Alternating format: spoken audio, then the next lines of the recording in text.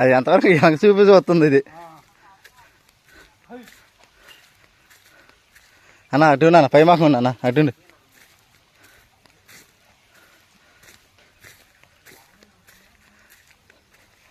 అటు వచ్చానా వడ్డే ఉంటా అటు.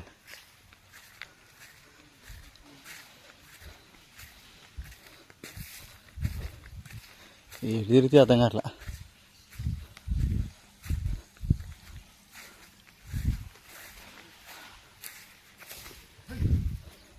ఈ చెట్లు చిన్నవి అవుతాం అలా దిగుతున్నాయి కానీ లేత సచ్చేదవి.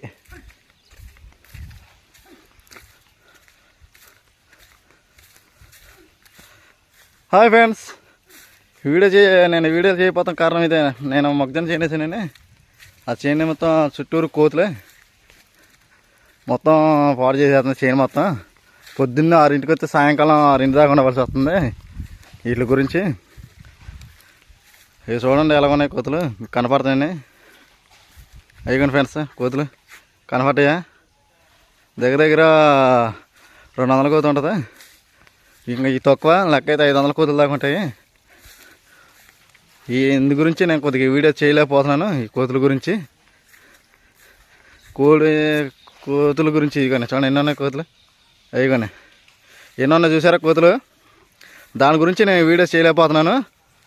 అందు గురించి పొద్దున్న 6ంటికి వస్తే సాయంకాలం 6 దాకా ఉండవలసి వస్తుంది. వీటి గురించి అయిగో ఫ్రెండ్స్ చూసారా ఎంత ఉన్నాయి మందా. అయిగోనే చూసారా, ఇగో ఎంత ఉందో చూసారని 100 కోతి. ఇది ఇంకా 500 కోతులోనే రోజు ఇలా దోలవలసి వస్తుంది పొద్దున్న సాయంకాలం దాకా.